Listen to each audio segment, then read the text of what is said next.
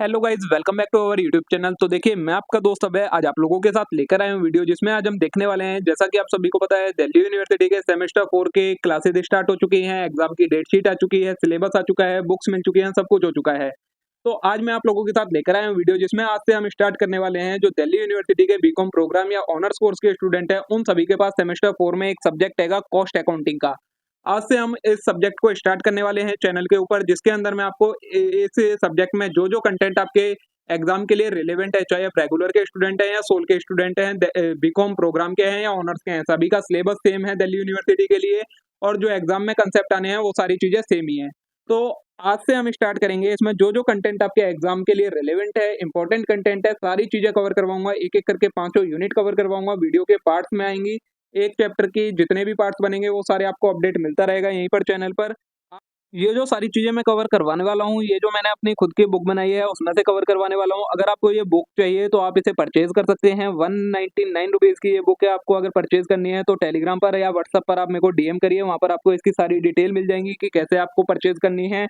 और इसी में से मैं आपको ये सारी चीजें कवर करवाने वाला हूँ। सारा कंटेंट आपको कवर करवाया गया है इस बुक के अंदर। बाकी साथ में आपको 2 पीवाईक्यूज भी दिए गए हैं, तो इसलिए ये बेनिफिशियल होने वाली है बुक आप लोगों के लिए।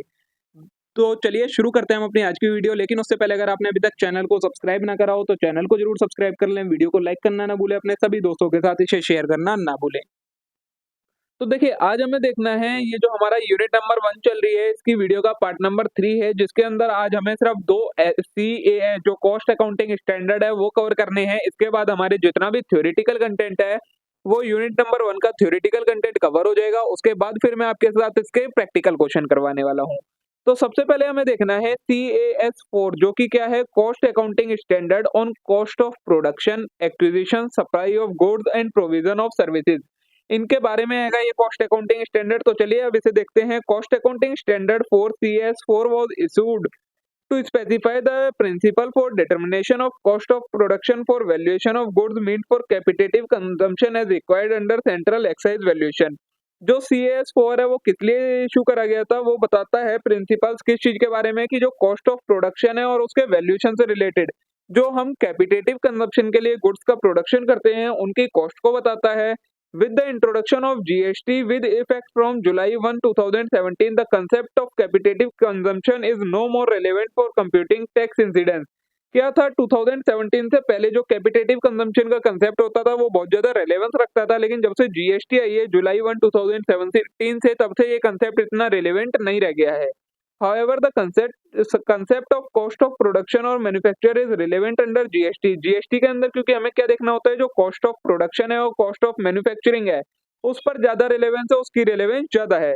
Where the value of supply of goods और सर्विस और both are determined based on cost, जिसमें क्या होता है, जो गुड्स और सर्विसेज की वैल्यू है वो कॉस्ट के बेसिस पर उनकी डिटरमाइन करी जाती है। So this standard deals with principle and method of classification, measurement and assignment for determinants of cost of production or acquisition or supply of goods or provision of service as required under the provision of GST Act rule।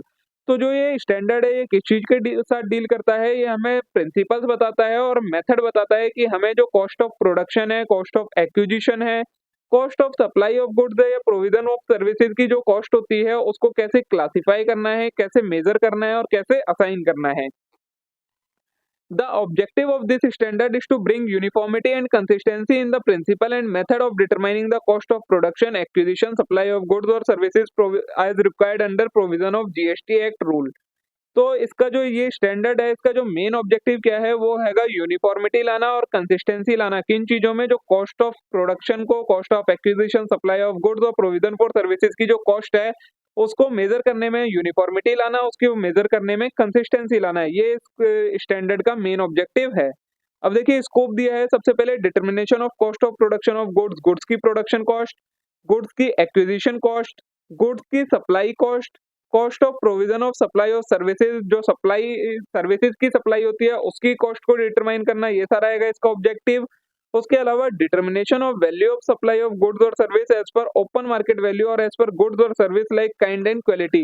इसके अलावा जो goods और service है उनकी value को भी determine करना open market के अकॉर्डिंग, और गुड्स और सर्विस के काइंड और क्वालिटी के अकॉर्डिंग उनकी वैल्यू को डिटरमाइन करना, ये इस स्टैंडर्ड का स्कोप है।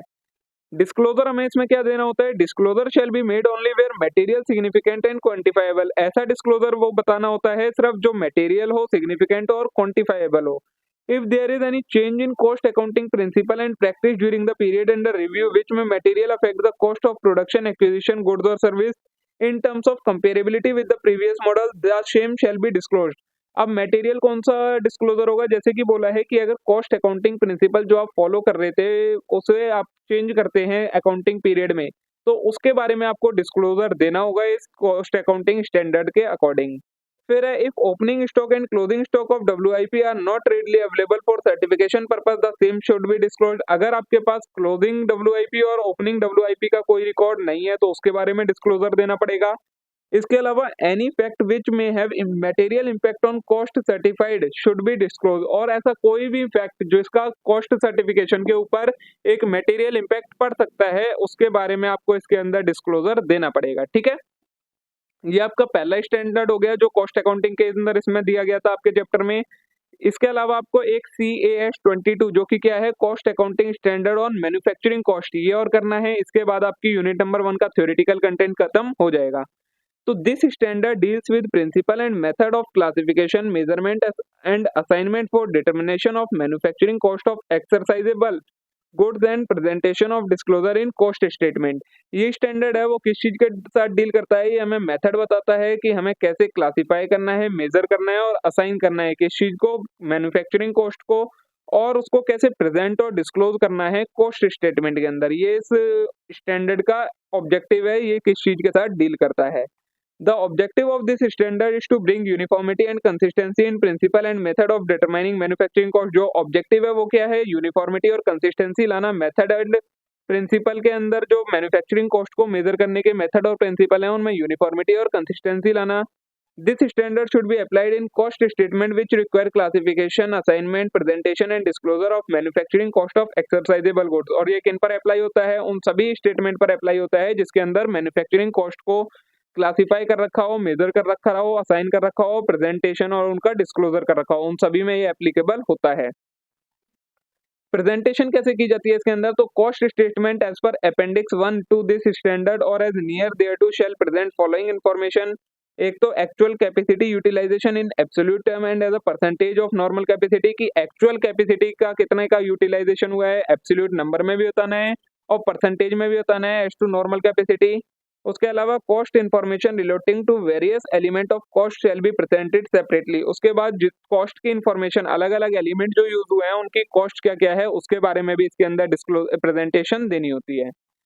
डिस्क्लोजर क्या क्या देना होता है, तो disclosure shall be made only where material significant and quantifiable. सिर्फ वही डिस्क्लोजर देना होता है जो मटेरियल हो, सिग्निफिकेंट और क्वांटिफाइबल हो। ठीक है, फिर उसके अलावा if there is any change in cost accounting principle and practice during the period under review which may material affect the manufacturing cost of exercisable goods in term of comparability with previous period, the same shall be disclosed. अगर किसी भी cost accounting principle या practice में आपने change करा है during the period, तो उस चीज को आपको डिस्क्लोज करना पड़ेगा जिसका मैन्युफैक्चरिंग कॉस्ट के ऊपर एक इम्पैक्ट पड़ रहा हो, मटेरियल इम्पैक्ट पड़ रहा हो, वो चीज आपको डिस्क्लोज करनी पड़ेगी।